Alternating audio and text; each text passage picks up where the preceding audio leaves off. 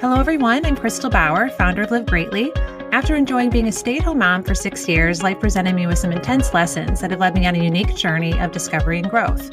So here I am 4 years later, a female entrepreneur, speaker, lecturer, writer, and integrative medicine fellow, more than I ever before thought possible. My goal with this podcast is to share some of my findings to help my listeners achieve optimal health in mind, body, and spirit to attain success. Now for a quick disclaimer. The views and opinions expressed on this podcast are purely the opinions of the author. They're not intended to provide any medical advice or treatment recommendations, and the contents of this podcast are intended for informational and educational purposes only. So let's jump into the topic for today's podcast, and I'm so excited. We are really lucky to have a very inspiring guest today, Heather Monahan. And Heather is a best-selling author, a keynote speaker, a TEDx speaker, and founder of Boss and Heels. Having successfully climbed the corporate ladder for nearly 20 years, Heather is one of the few women to break the glass ceiling and claim her spot in the C-suite. As a Chief Revenue Officer of Media, Heather Monahan is a Glass Ceiling Award winner, named one of the most influential women in radio in 2017, and Thrive Global named her a limit-breaking female founder in 2018. Heather's new book, Confidence Creator, shot to #1 on Amazon's business biographies and business motivation list the first week it debuted on Amazon. Heather's new show, Creating Confidence, debuted on the top 200 shows on Apple Podcast, and she's been featured in USA Today, CNN, Forbes, Fast Company, and The Steve Harvey Show. Most recently adding a guest professor at Harvard to her list of accomplishments. And Heather and her son Dylan reside in Miami. So thank you so much, Heather. I am just so excited to talk with you today. Thanks for having me.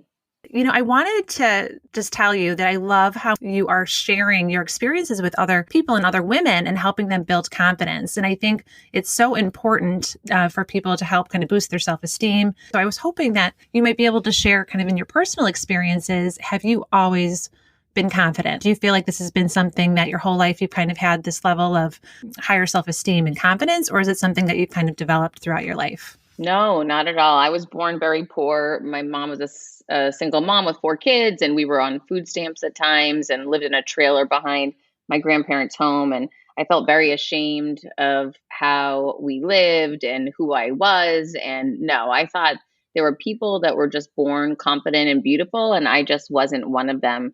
And really, it was through a series of adversity that I faced head on as a young adult and in my business career and personally that allowed me to begin to figure out ways to actually instill confidence within myself and create confidence for myself because I had none.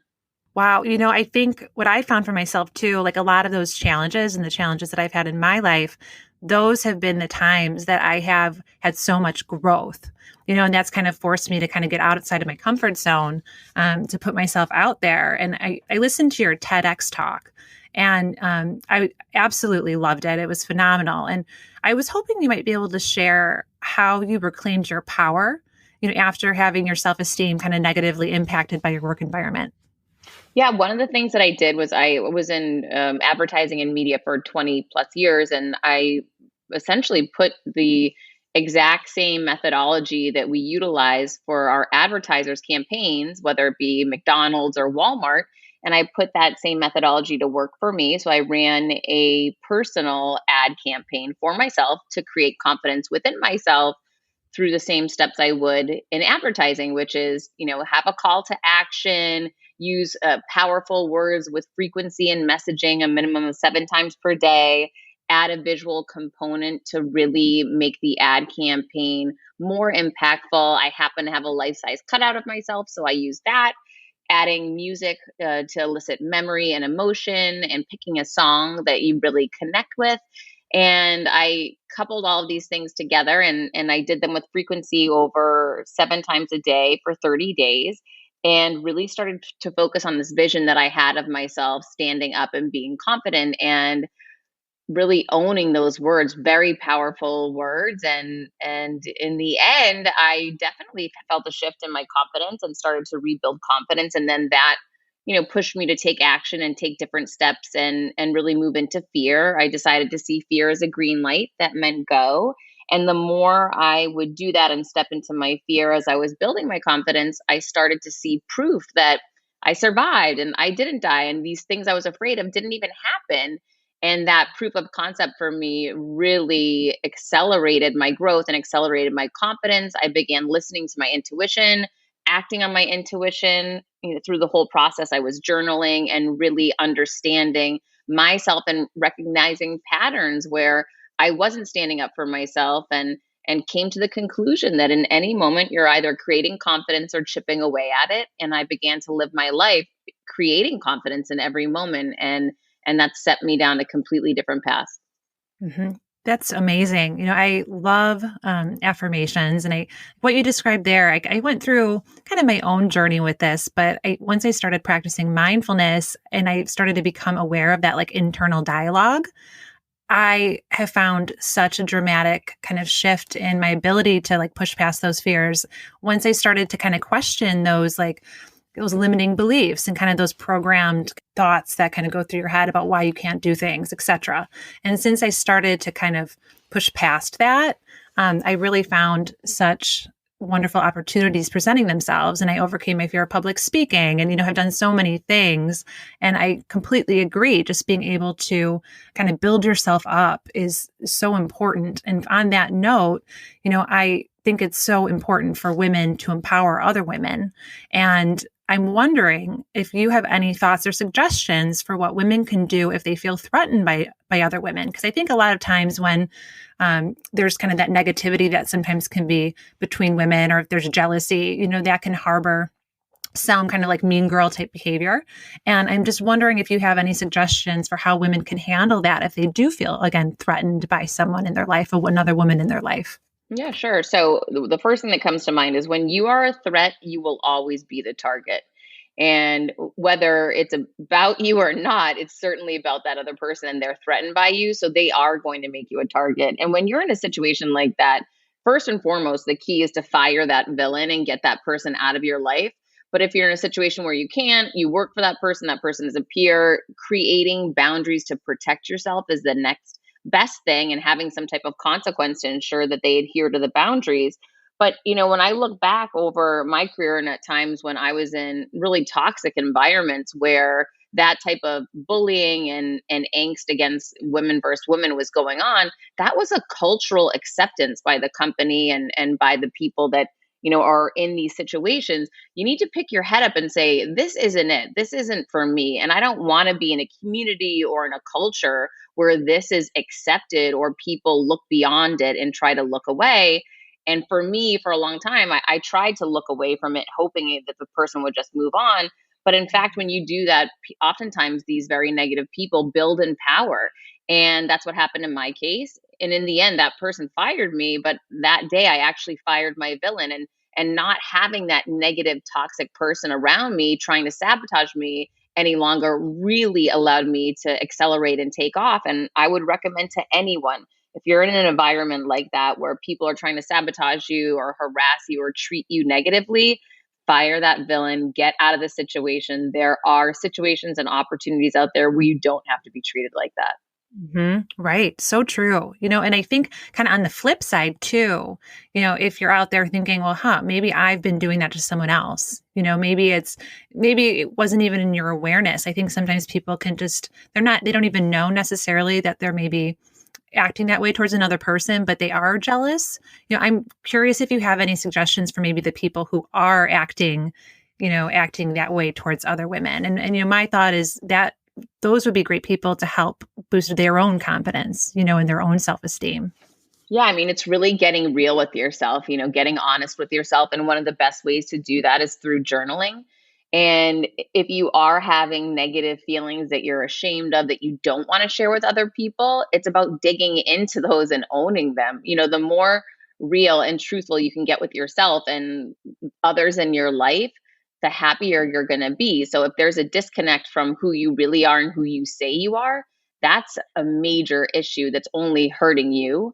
And closing that gap on that dissonance between who you want to be and who you are is something that's really going to change your life and the trajectory of your life. So, whether it be just admitting to someone else, wow, I feel really jealous of this person, and starting to talk through those things and own them, you're going to start feeling better, because you've got to be honest with yourself first before you can, move forward into any type of a better situation.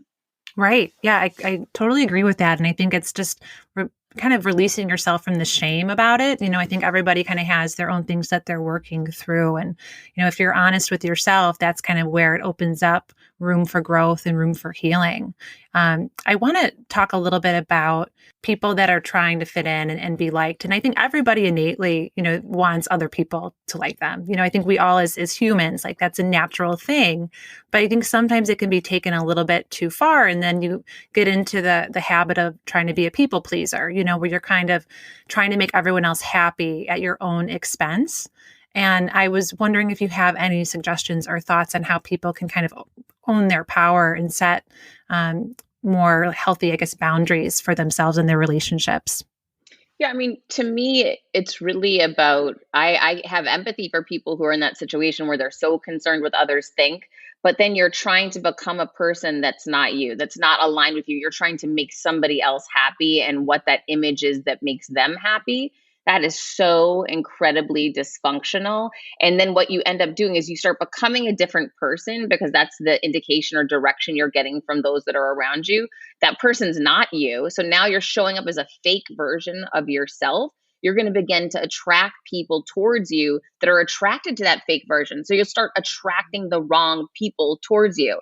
And you can find yourself knee deep in a real mess then. You'll be at the wrong job, the wrong company, dating the wrong person with the wrong friends, all because you never were really showing up as yourself. So, again, getting back to who you really are, I say stinky feet and all. I always talk in my speeches about the fact that my feet stink. And, for a long time, I would say, oh gosh, I would never want anyone to know that, when I was in high school Sure. and college. And now I could care less. Listen, here's the thing. If that's the worst thing you've got going for you, you're killing it. And I feel super proud of who I am, whatever, potential flaws there may be. Yeah, I might be too loud for some people. That's okay. I'm not too loud for me. And the more you surround yourself with people that encourage you to be that real you instead of correct you and redirect you to try to be something you're not, the better you're going to start feeling. So again, act and listen to your own intuition and inner voice. You are the one that will have the answer. You don't need to look outside. I actually have my first mentoring program launched in May. And there's a woman that's in the group and we've been working with her getting a new job. She just got the new job. I'm so excited for her. And she sends Awesome. me an email after and she says, I have something I haven't spoken to you about. I need to address with you. I'm really unhappy in my marriage. And then she outlines all the reasons why her marriage is not good. I mean, all these examples and stories. Mhm. And in the end, she writes, what should I do? And it was so interesting to me. I responded to her, you're asking me for an answer you already have. So listen to your inner voice. You have the answer. If you're asking me for permission, then permission granted. Mhm. Act on your inner voice. And that's all she was really saying, right? She was trying to convince me, but she's really trying to just get an affirmation that it's okay for her Right. to move forward. She was feeling a little confident because she was able to accomplish this first goal, which now got her the ability to look further into her life as to what other things, she wasn't happy with. And again, I have empathy. I've been there. I remember years ago dating someone and asking everyone, what do you think? Should I stay with them? Should I leave it? What Mhm. should I do? And, I don't have the answer and I don't know what the answer is. But I wasn't stopping to really check in with myself to say, you know what? Maybe you actually do have the answer. And the Mhm. reason it's eluding you is because you just keep putting it on everybody else. But instead of getting still and saying, to me, does this feel right? Does this feel good? Am I happy with this? So it's really about going back into you to find out what the right thing for you is. Right. Yeah, that's great advice. For myself, I found that building up that self-trust has been a process. I used to always, again, like you were saying, like want other people's opinions. Is this the right thing to do? And kind of question myself. And what has helped me is when I started getting into meditation and mindfulness and journaling and just kind of listening more to my intuition and tapping into that. And I think there's so many different ways to do that, but, finding things that you're passionate about and, doing things that you enjoy, like for me, yoga. And when I feel empowered, that gives me a sense of, I guess, trust for myself and confidence. So I think it's going to be different for everyone, but it's so important to take that time to really reflect and to kind of listen to your own inner guide, which we all have. I want to talk a little bit about being a working mom, and you and I both are, in this category. And I think this is kind of like always a balancing act. You have your career, and you also, want to be a great mother. And I'm wondering how it's been for you, especially because you're doing a lot of like traveling for your speaking engagements. Like, how have you been able to kind of find that balance, of doing both? Yeah, well, since my son was born, I've been traveling. I've been traveling for my job. When I was in corporate America, it required me to travel once a week.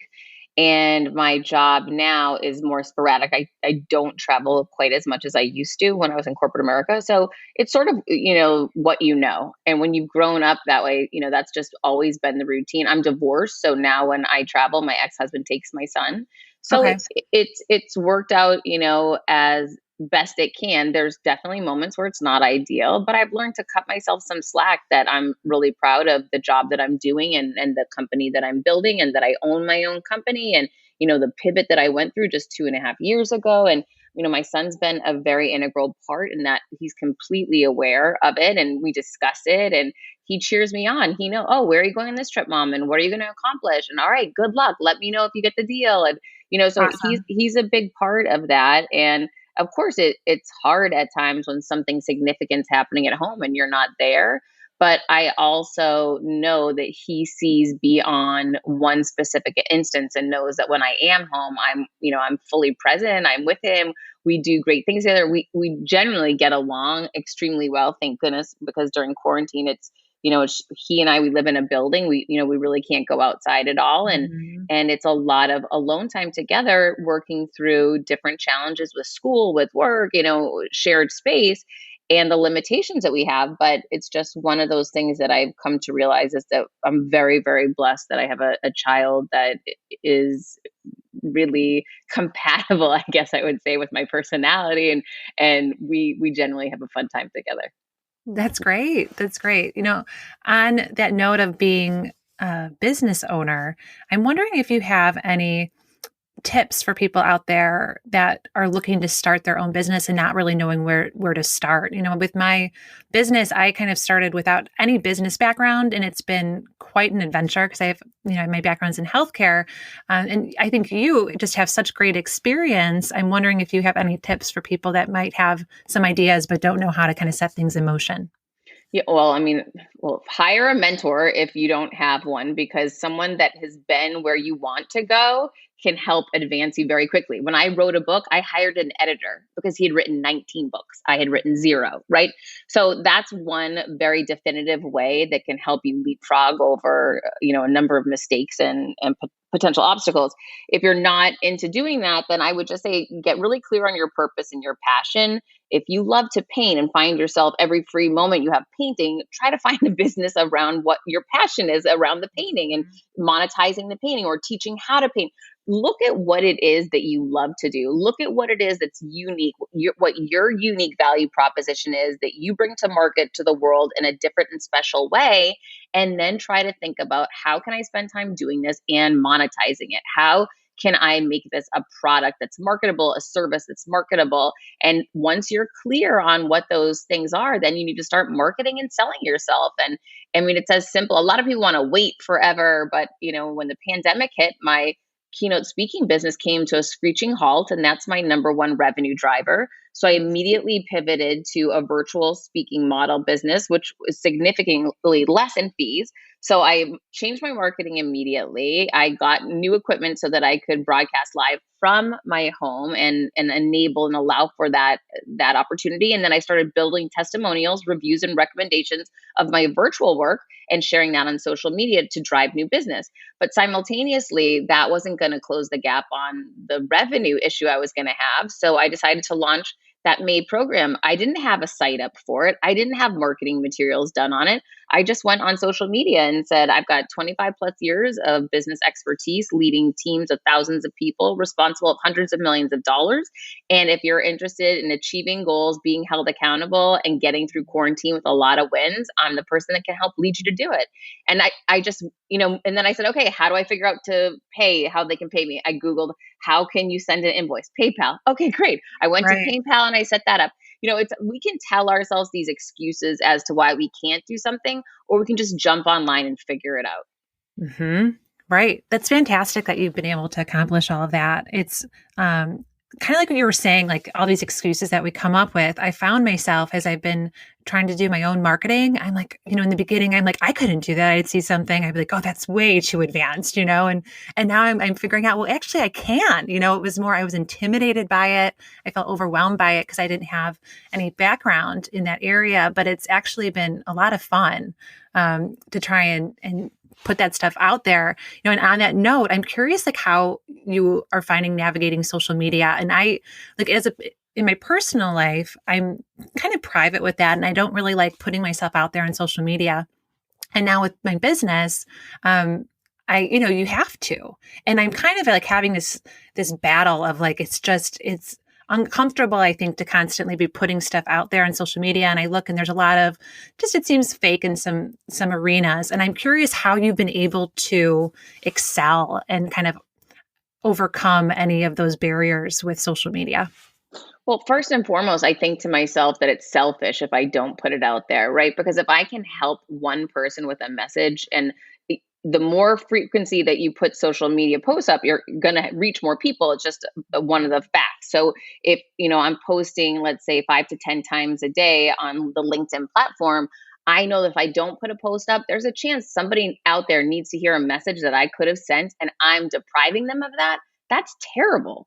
And if it, for Mm-hmm. me, I have a million things I can teach on or share. I shared a thing yesterday about Zoom and all the things that people could do to make themselves look better, because I see on these Zoom meetings, people just have no idea. Why wouldn't I share that on social media to help somebody, since I know the hacks? That's an unfair advantage. So I want to level the playing field for people. And so for me not to do it, I feel bad when I get busy and I'm on back-to-back meetings and I can't post as much, because I'm thinking this is depriving someone of an opportunity to inspire them or teach them something. And I just choose to look at social media that way, as well as it's the funnel for a tremendous amount of my business. So it's a contributor to my income to pay my bills and take care of my son and I, and it's something that gives back and helps others. So it's a real blessing.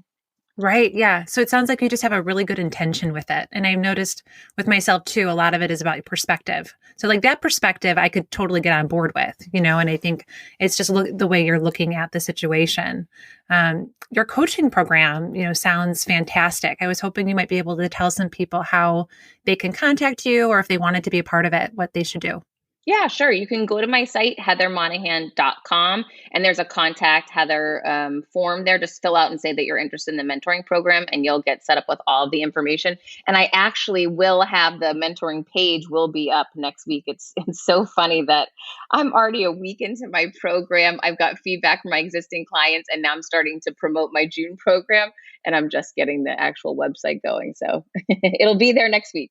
Fantastic. Well, you've got a lot on your plate. One of my main goals is to try and help people kind of obtain optimal mental health, and build resilience. So I'm curious, like, if you have any built-in self-care practices for yourself. Well, working out for me is really my saving grace. And I luckily saw this pandemic happening. And a week before shutdown, I ordered the Peloton. So that every day is my opportunity to completely disconnect from being quarantined and, be so excited and have fun with a great instructor that I get to pick, music that I love to listen to, and work out that's my saving grace. So working out is my number one, no matter what self-care move. And I threw my back out a few years ago when I was Uh-huh. still in corporate America, and I couldn't work out. And so during that transition period when I was in rehab for my back, I really leaned into meditation hard. That was the only way for me to feel that I could have some type of an escape or outlet.